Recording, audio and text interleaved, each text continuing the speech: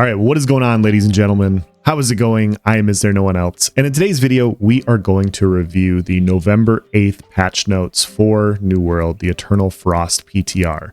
PTR comes out tomorrow. Pretty exciting stuff. I'm going to try to dive into the patch notes as it pertains to PvP and combat. Let's do it. Public Test Realm is a limited availability servers set that grants an early look at upcoming features. These preview builds are snapshots of upcoming major releases and are not final versions. You may encounter bugs, crashes, missing text, or other issues. So we get it. It's a PTR. It's not the real game. PTR will officially open on November 9th. If you encounter a bug, exploit, or have suggestions to improve a feature or piece of content, we'd love to hear your feedback on our Discord. You can also utilize our in-game feedback tool.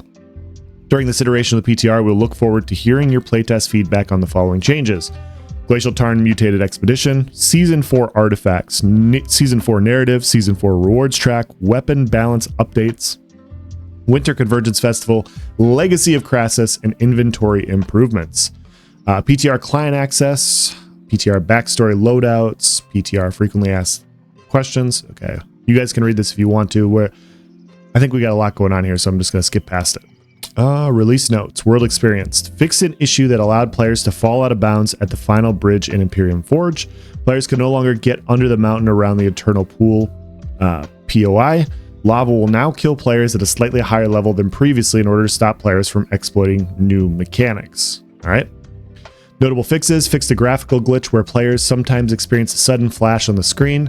Fixed an issue that caused the following brimstone glyphs to not appear in the correct locations. All right. Quest fixes, navigation fixes. You will now move at the same speed in all directions when not sprinting. Increased maximum non-sprint move speed to 4 meters per second. Okay. Updated animations for non-sprint navigation. Improved player animations when entering sprints from backwards dodges. AI updates, combat changes. Acid damage has been changed to elemental damage types so that it allows armor mitigation. Attacks directly from Sha Nishen that were acid-based, example Spit, Acid Ball, Acid Spew, have been adjusted to bring them back in line with damage pre-change, but with variants allowed for armor weight. Arena-wide acid damage, such as during the Sandstorm, does not allow armor mitigation. Reduce the frequency of status effects flying to help highlight more important ones. Fix an issue that allowed players to ride mounts while heart runes were active. Oh, interesting. Okay. Blocking and attacking. You can now block/aim while a weapon is sheathed to trigger aim or block. Updated heavy attack buffer windows to make triggering back-to-back heavy attacks more consistent. All right. Added functionality that will reduce block stamina damage taken for a short duration after blocking an attack to help scale stamina damage taken in group fights. Okay. Reduce the player's block break reaction duration from 30 frames to 15 frames. Block stability and stamina value changes. Weapons with lower base block stability had their base block stability slightly increased. Okay. Weapons with higher base stamina damage had their base stamina damage slightly reduced. Attacks whose stamina damage coefficients were much higher than average have been reduced. Okay, we'll have to test all this.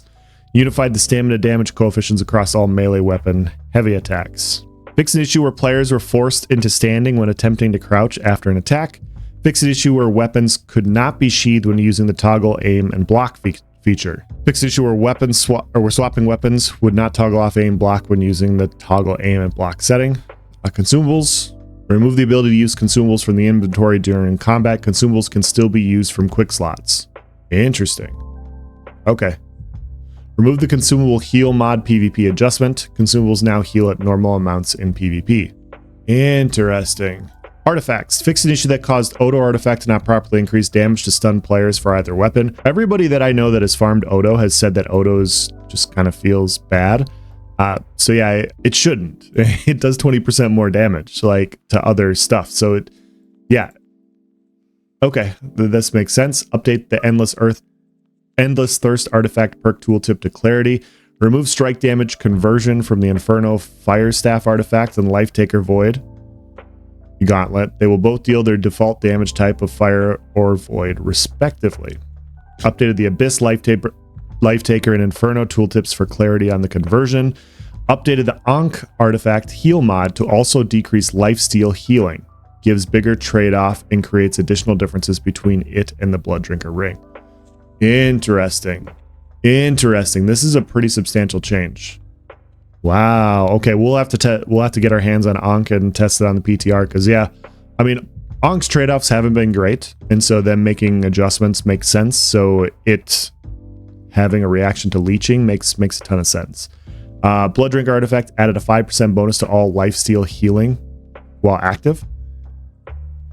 All lifesteal healing while. Okay, we'll have to look at Blood Drinker. I don't know if this is going to be enough.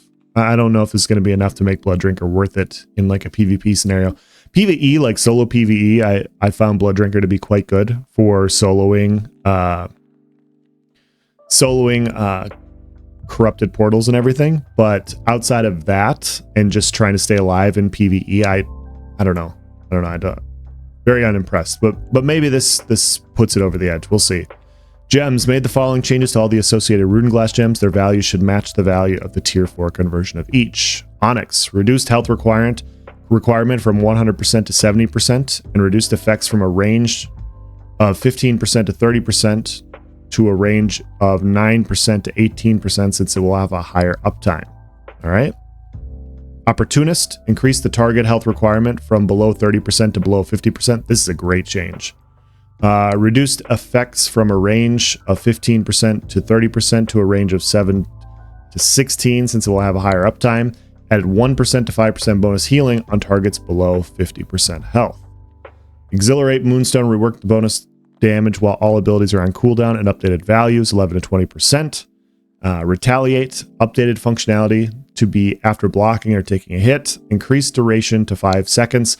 Allowed it to stack up to 3 times and reduce individual stack values from a range of 6 to 20% to a range of 3 to 8%, 24% max. Wow, there's a lot of changes here.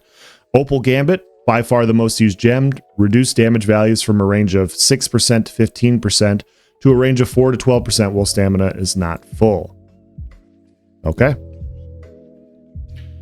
Carnelian added new functionality that increases damage by 0.5% to 2% to taunted foes per gem slotted. And then we have Empowered Sapphire updated from scaling off int to scaling off of focus.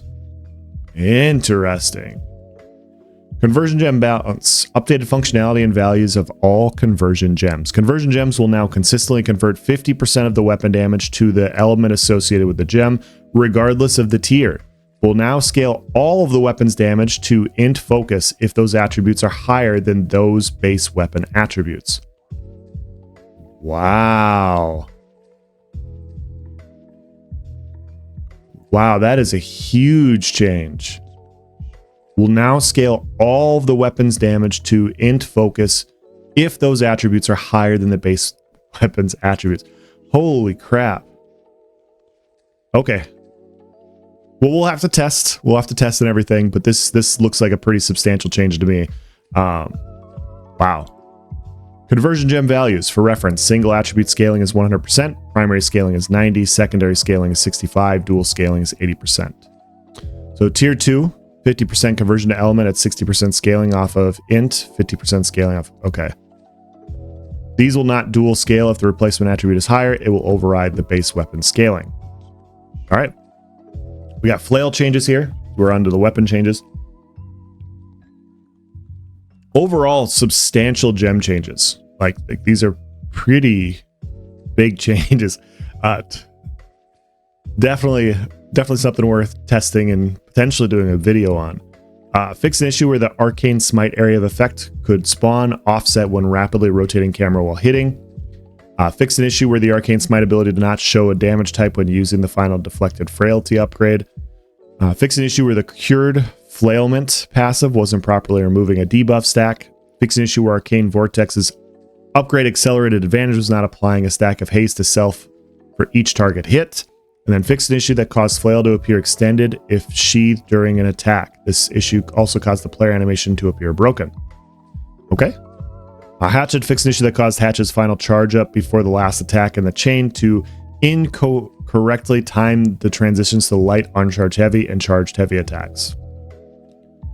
Ice Gauntlet updated Ultimate's chill description to state Ice Pylon does not chill targets. Fix an issue that caused the health value for Ice Pylon and Entomb to appear as 0 in the Mastery tooltips. Alright. Musket, fix an issue that caused the musket to reload after swapping from the blunderbuss during rapid firing. Fix an issue that caused power shot and powder burn to become disabled after entering or exiting instances. All right. Spear, reduce the cooldown reduction from Javelin's refreshing precision upgrade from 50% to 25%. So this, yeah, we've all seen the Scorpion builds really taking advantage of Javelin spam. And so, yeah, this, I was waiting for this to happen. Nobody likes to be infinitely CC'd. So, yeah, we'll have to test it on the PTR and see exactly how big of an adjustment that is and, you know, what you can get away with. Life Staff, updated the Life Staff Sacred Ground upgrade, Anointed Heal mod to not affect consumables or lifesteal healing. Updated the Life Staff Sacred Protection passive to not affect consumables or lifesteal healing and buffed its value from 5% to 10%.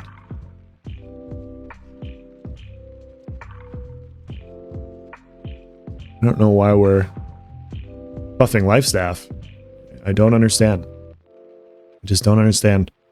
Void Gauntlet, fix an issue that caused the lifesteal from Essence Rupture to not trigger on every hit. Perks, notable fixes, fix an issue that caused Omnidirectional Evade perk to not apply the Empower status effects. Thank you. Thank you. Yeah, this is a very nice change. Fix an issue that caused various perk status effects could stack their duration on reapplication. Adjust a tooltip for perks that increase or decrease the duration of status effects to indicate that they affect the base duration to help their functionality. Fix an issue that caused the Leeching Flurries perk tooltip to not show the correct value. Economy progression and gear. Ooh, raise the Azoth cap from 1,000 to 2,500. Everybody rejoice. Thank you.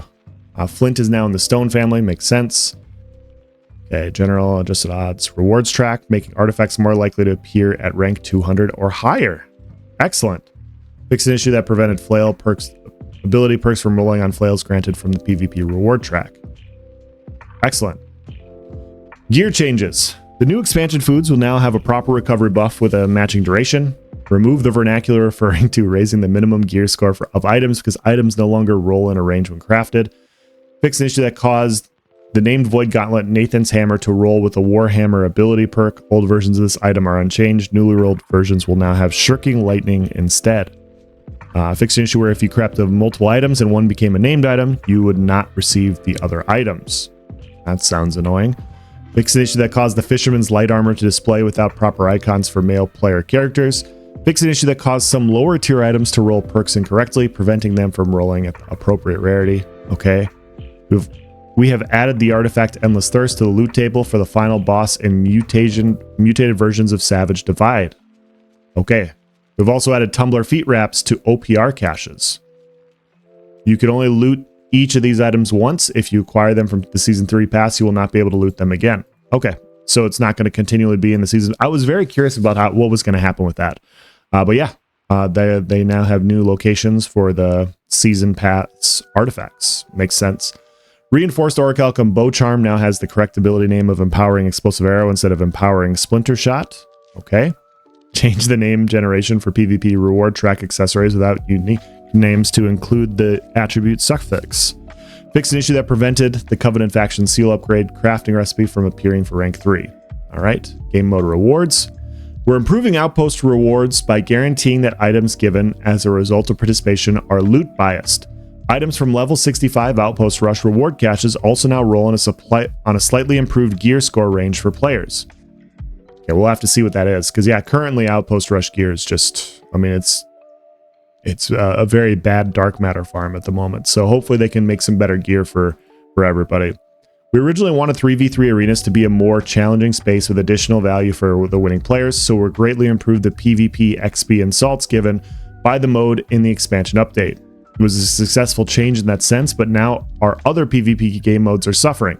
We're reducing 3v3 arenas so they don't overshadow other modes as much. As a result, Outpost Rush and War will grant greater rewards. Alright.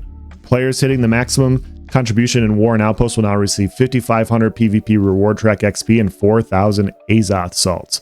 Outpost Rush also now gives 20 dark matter for maximum contribution players, and the lower contribution tiers have also been increased. Wow.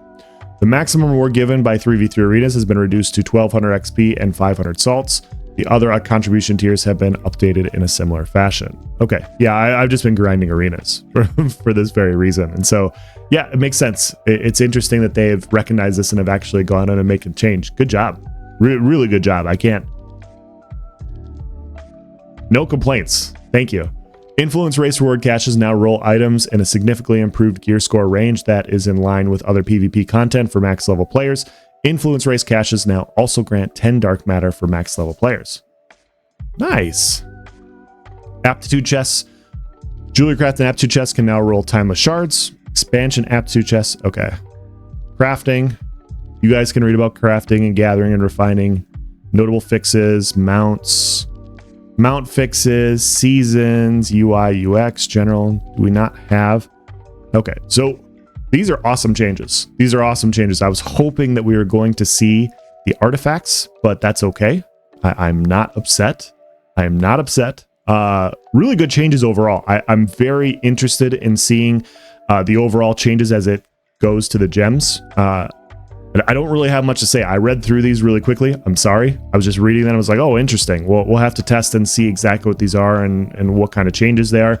The Ankh change is a very slight one. Blood Drinker is a very nice little change, but the conversion gems are, that is a very, very interesting change. And so a lot of changes to potential life staff backbar builds where I've been talking with this with a few friends on the side about the new life staff artifact and potentially looking at, you know, some sort of hybrid damage dealing life staff damage dealer build. And I think this is, yeah, this just goes in line with that possibility. And so, yeah, I want to get your opinion in the comment section below. I'm going to end this video here. We're not going to make it longer than it has to, but overall, these are my initial thoughts. Really good changes, really good changes. I do like PvPing in arena, but it is nice knowing that I will get reward, like similar tiered rewards, regardless of whatever PvP I want to engage in, instead of just grinding. I'm after a very specific artifact, and yeah, arena grind has been my thing. So yeah, I like these changes a lot. I'm really excited for the PTR tomorrow. Let me know what you guys think. Thank you for watching, guys. Have a nice day.